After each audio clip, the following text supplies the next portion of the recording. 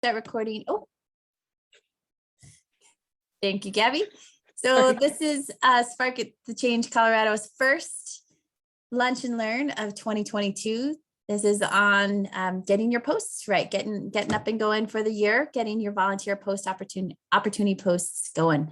I'm Kelly Streck. I'm the Director of Community Engagement and here to help if you have any questions. I'm going to share my screen.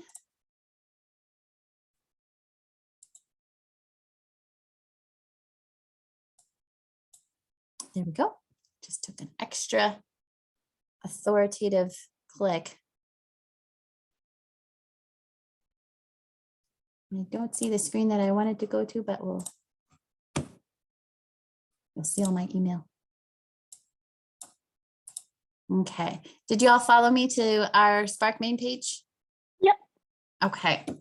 So starting from the very beginning, logging in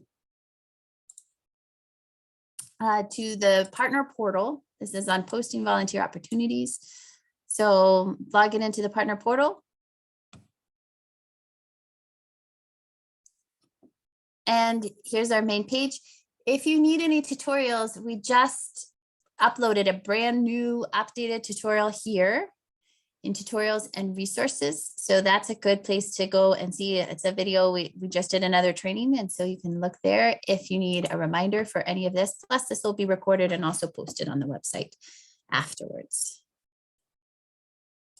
So you'll see when you're in the right place, here's your organization, here's Hello Kelly, and here are all our opportunities. A couple places for you to look. These are all the opportunities that are posted. You can see here, this is approved and published for volunteers to sign up.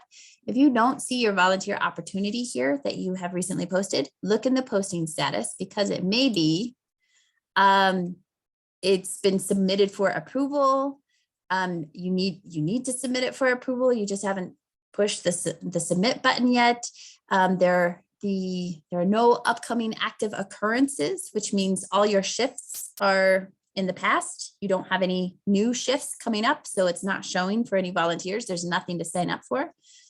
Or it's been archived for a variety of reasons. So if your opportunities don't show up in the approved and published, then look here as to why they may be there. You can also see the schedule type. Individually scheduled and date and time specific are the only two options. And then the registration type, and there, as you see, different options there. And all of your opportunities, 99% of your opportunities should be projects, not activities. Volunteers look on our opportunity calendar, and the opportunity calendar is color coded. And your volunteer opportunities that are projects show up as orange. Sorry, they show up as blue. And the volunteers are looking for blue. This shows these are opportunities for volunteers. If you put it activity, that's for trainings on the opportunity calendar. The activities say for trainings or orientations, and those show up as orange. And so volunteers don't click on those because they think it's a training or an orientation that doesn't pertain to them. So they won't click on your opportunity if it's coded here as an activity. And to find out where to do that, we'll go to create volunteer opportunities. So you need a good opportunity name to grab people's attention. And then you can choose date and time specific or individually scheduled. Date and time specific are for those who have a specific date and time. All of these opportunities show up on the opportunity calendar, which is one of the first places volunteers go to search. If it is an ongoing opportunity, for example, a board position that there's no set date or time that they have to start, another nonprofit partner has just ongoing team members that are going to oversee multiple specific days and times, then those are individually scheduled for ongoing. For date and time specific, your options are for them to sign up right then and there or to express interest. Maybe you need to talk to them first about doing a background check. You need to talk to them about signing a waiver, getting some training, whatever it is. You can have them express interest first. Your individually scheduled options change just a little bit to express interest with schedule or express interest only. This is just them, you're checking in with them for, again, a variety of reasons. Or the express interest with schedule that you want them to put in that they're available on Mondays, Wednesdays, and Fridays from 9 to noon. Whatever it is. That's a little more detailed and a little more tedious sometimes. So I typically do the express interest only, if you can go that way. We're going to go back to date and time specific. The description, I recommend putting as much important information succinctly as you can.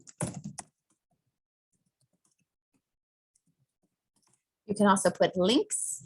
You can, if you needed to link to a different sign-up form, if you needed a Google form, if you needed any other information here, you could put it there. For example, the donation station that we've got going for the disasters, they could put the directions, additional location information of this is at Nordstrom's here in the description, in addition to the location, just more places for people to see. The default opportunity coordinator. Opportunity coordinator means this is the person that all the volunteers will connect to the opportunity. So I will get notifications as the opportunity coordinator here. I will get notifications anytime a volunteer signs up. And if they need to cancel or do whatever, they will be contacting me. You can change the opportunity coordinator here to whoever is in your staff contacts. This is all of Spark's contacts, past and present. You can change the coordinator if you're, if another staff person needs to be added to your organization, so you can make them a coordinator. You can do that over here in your staff contacts, but on a different, you got to get out of the volunteer opportunities and go to staff contacts. Location, you want to search. These are all the locations that, and multiple pages that Spark has ever added for all the different places we do. If we need to add a location, this is very important. It says next step, and it looks like nothing happened. It truly means next page. It wants us to fill out the rest of the information on this page before going to do add in a new location. You can do virtual. You don't have to have a hard location. We've already got a virtual remote location in there. It does require that you add in the hard actual physical address, but the volunteers don't see that. They just see that it's virtual or remote. The primary impact area, this is who are you serving? What is this about? We're going to do adult education, but there are, as you can see, a lot of options. And then the population served, you can choose as many multiple families, homeless, immigrants. You can choose as many of these categories as one. This helps with volunteers who are searching for different opportunities. They're searching for serving the homeless. They can do quite an extensive search if they so choose. So as much information as you provide here helps the volunteers find you. And it defaults to all ages, but if you're specifically serving seniors, then you would click that, or likewise children. The volunteer activity type, you can again put all the different types. You can put which one it is. This is going to be food prep and meal services. And the minimum age defaults to 18 and 18 with adult.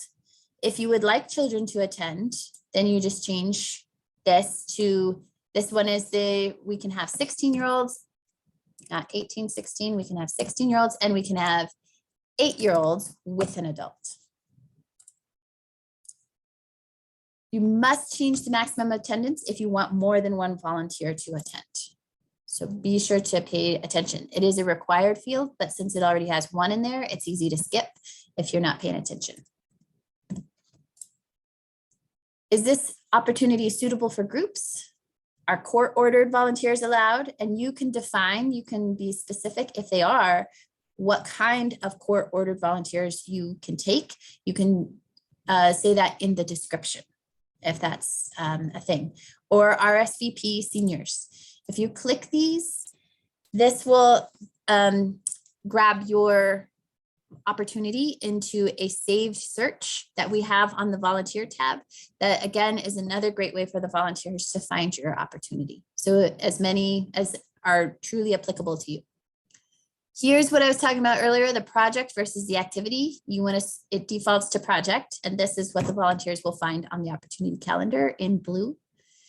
If it's a disaster opportunity, you can choose emergency preparedness, disaster response and recovery. Not disaster related, you can either leave it blank or choose that. Program area is one that you want to pay attention to as well, because here you can choose COVOAD, another disaster related. Colorado Response, this will show up, this will grab it to show up on the Colorado Response mini site, another great place, especially for disaster volunteers, to find your opportunity. And if it's none of those, that's fine. You might want to click VIP 55. However, that's our own senior club. And there's a saved search for VIP 55. And again, another way for volunteers to find you. The registration start date is key. I want to have all of our volunteers start to register today as soon as I publish it. You want to make sure that you enter that, because sometimes otherwise it'll start way later or the day of your opportunity, and that's not what you want to do usually. Don't worry about volunteer event, that's internal to Spark. Minimum required level of verification refers to background checks. You do not have to use this option. You just leave it blank, select option, just leave it there.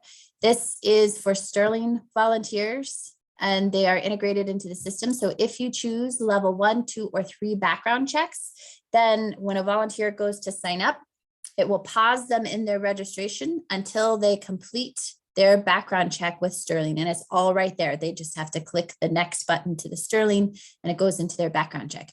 And you, the volunteer opportunity coordinator, will not get notification that a volunteer has signed up until they pass their background check. To find out what these levels entail, they're on our Spark for nonprofits page under background checks. Also to note, the volunteer does pay for those background checks. You can choose as an organization to reimburse the volunteer or pay for half. It's up to you. But the way the system is set up, we can't customize it. So it is the volunteer paying for that. And then here's another opportunity for you to broaden your reach to volunteers. Is your opportunity suitable for volunteers with the following disabilities? And you can choose all of them if you want. Other might be mental disabilities, any and all. And then choose next. Okay. So if you'll recall, I went and did virtual opportunity in the location instead of create new location. If I had left it on create new location, then this next page here would be putting in the information for the new location. But since I didn't, our next page is just the date and time specific. Does this occur on a regular schedule? No, this is a one-time Saturday from 9 to noon. Or yes, this happens. This is starting today.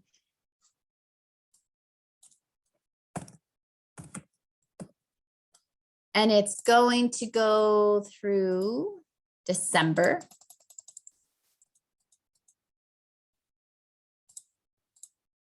And it's going to be every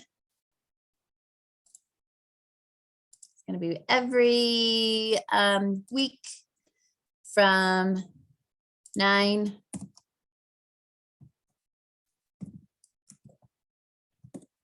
to noon. And I can choose, it's every week. I can choose which day, every Wednesday. And I can do every 1 week, every 2 weeks, et cetera, et cetera. So this is this is my one, it's going to happen every Wednesday. If I also want it to happen every Tuesday, I can do that by creating another occurrence.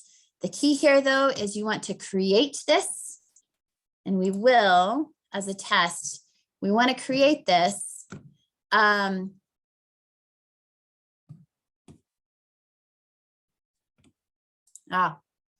Here's, it says the end date and time must be later than the occurrence start date and time. So I started it, we'll start it tomorrow, because today is already underway.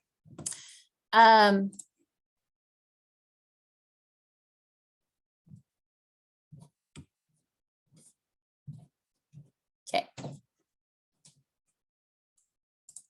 There we go.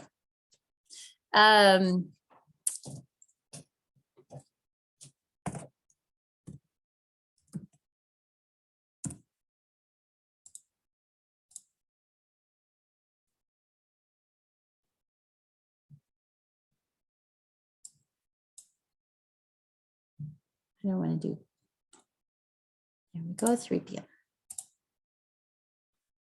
And I'm going to let it expire.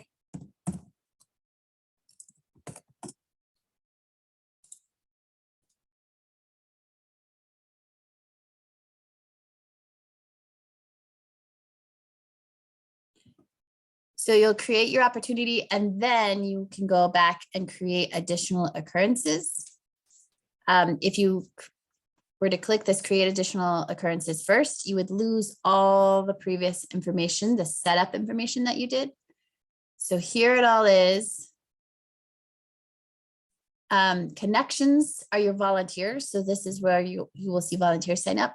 And here's my occurrence. So you'll see this is set up here. I can add a new occurrence here, and that's like another shift essentially. So adding a new shift. Here you can also see the opportunity coordinator. You can change the opportunity coordinator for each shift if you wanted to. So here there are 2 places to edit. I can edit my occurrence, and that's just the time, the date, time, how many people. So you can have 16 people per shift, or you need 16 for Monday shift and you need 8 people for today. You can change that. And the opportunity coordinator could be the other Kelly.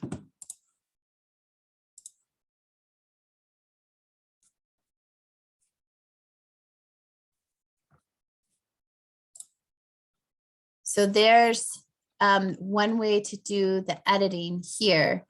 Also, then to edit, if you needed to edit any of the other stuff, the description, the edit is up here at the top. So the general description edit is at the top. For each shift, for each occurrence, it's at the bottom next to the occurrence.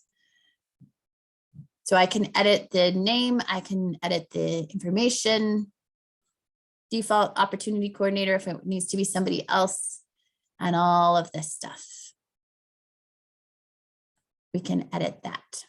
You cannot edit what you don't see here. You cannot change it after you've posted it from date and time specific to individually scheduled.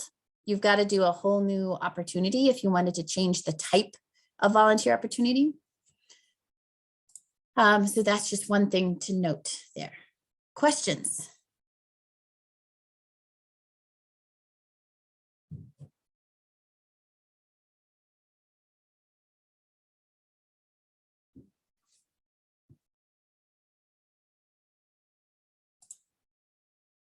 Okay.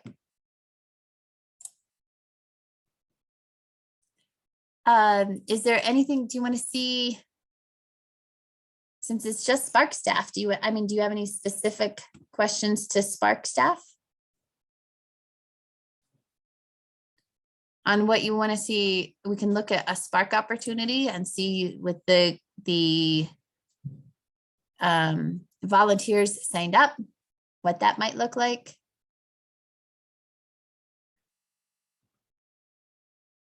Let's do, I'm not sure which ones might have volunteers already. Let's try the Branson Food Pantry. Here's an example of good, good descriptions there. And special directions in the location.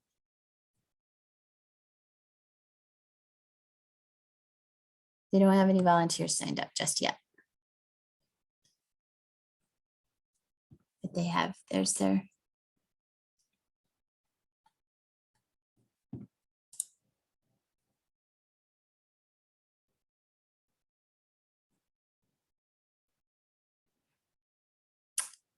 Let me go back to.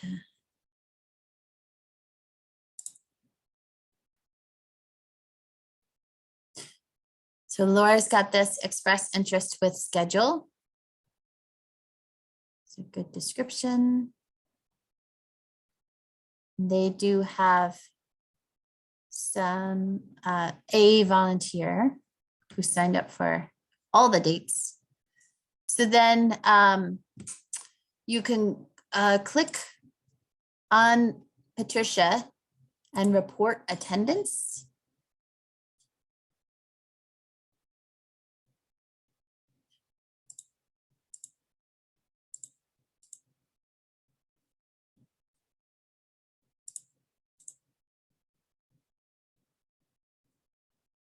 I think I did it ahead of time. This one, between you and me, I'm still a little fuzzy on because 99% of our organizations don't report attendance. So I haven't had to do. And I also don't want to do it with Laura's volunteer, but I think you just go then to mark confirmed and then you can report attendance.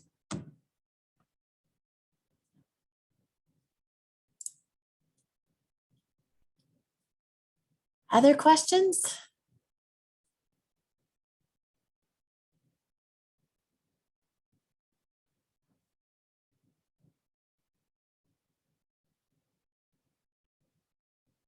Okay. I don't know what else to show you if you wanted to see anything. So I'm going to stop share. And then if you have any questions in general about posting or just volunteer opportunities or anything. So Kelly, just to confirm, we're going through the partner portal and then we're hitting that create opportunity. So we want to create projects because those are going to turn blue and volunteers are going to see them. If we create it as an opportunity, then it's going to turn into orange. Activity, yeah. Okay. Why would we ever want to create an opportunity necessarily? What's the benefit of that? For an activity, it would be if you have an orientation or a training that you wanted to post. Most people, they don't need to post. They're not, the orientations and trainings are not open to the public. They're to your volunteers who have already signed up for something. So I don't know, honestly, I don't know why that's an option. Okay, thank you for clarifying that. Yeah. Good question. Anything else on that?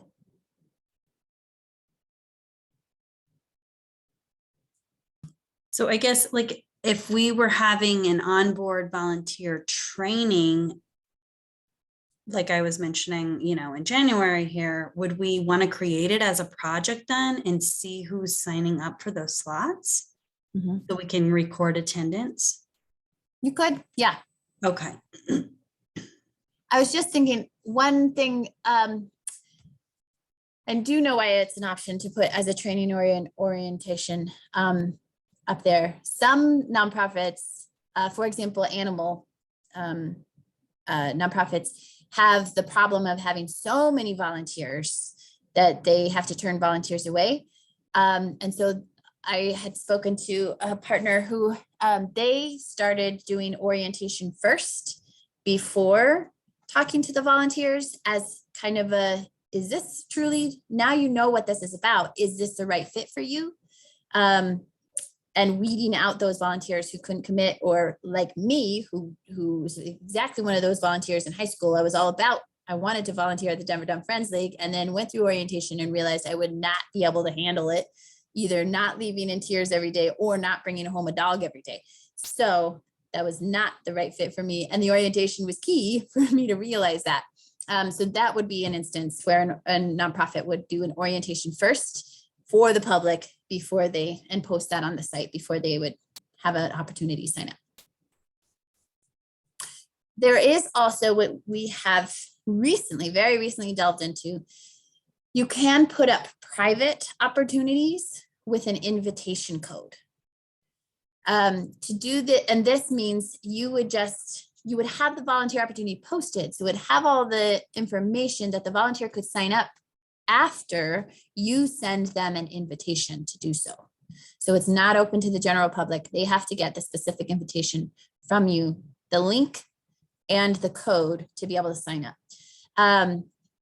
For example, Kelly is doing this with mental wellness partners for the disaster site for therapists to sign up there.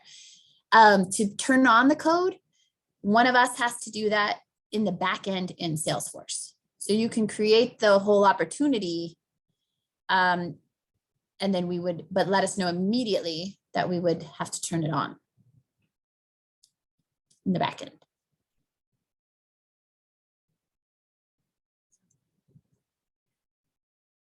Other stuff we are, and by we, I'll speak for myself. I am learning new stuff every day, having been in this with the disaster stuff and people doing teams, volunteers creating teams and to sign up and all of the different things. So this is like a crash course in volunteer opportunity and volunteer accounts and everything that no one for the last 4 years has needed or wanted to utilize, and all of a sudden.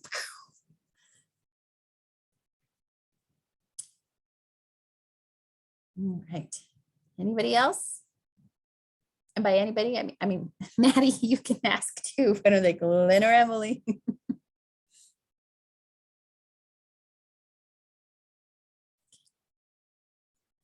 All right. And Gabby, you can edit this recording for sure before we put it on the